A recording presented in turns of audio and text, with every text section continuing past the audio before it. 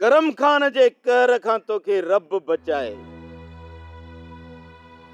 पर जेड़ा पिरकार थई न बचंदे कोन। पिरण गाल खे समझी त वियो हूंदे।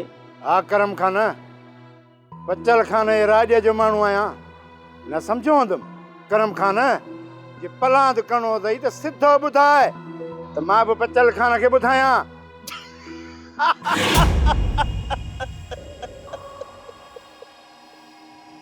अड़े मां तो जड़न जीता मड़न खे नाया मारींदो, रुगो तोखे पंहिंजी ताक़त जो अंदाज़ो कराइणो आहे। मां जे कॾहिं चाहियां न त तुंहिंजे लाश खे गाॾीअ जी डिग्गीअ में विझी वाह में लोढ़े छॾियां। बाक़ी तूं चाहीं छा थो उहो ॿुधाए न। मां तोखे रुगो इहो थो चवां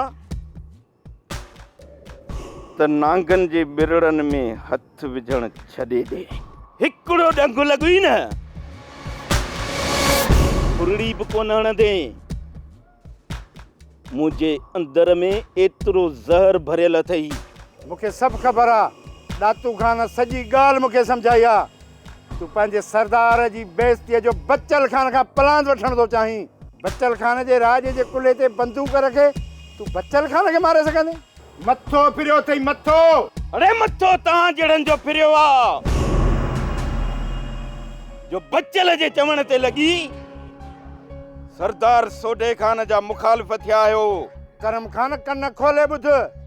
सोडो खान तुंहिंजे राज जो सरदार हूंदो, तूं चवंदो असांजो न। असां तुंहिंजे कंहिं बि सरदार खे बचल खान जे पग मट नथा सम्झूं। अड़े इहा तव्हांजी भुल आहे।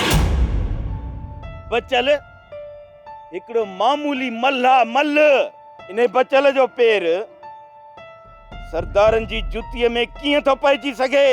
बाक़ी तुंहिंजो इहो घटि वधि ॻाल्हाइण सां सरदार सोडे खान जी इज़त घटि कोन थींदी।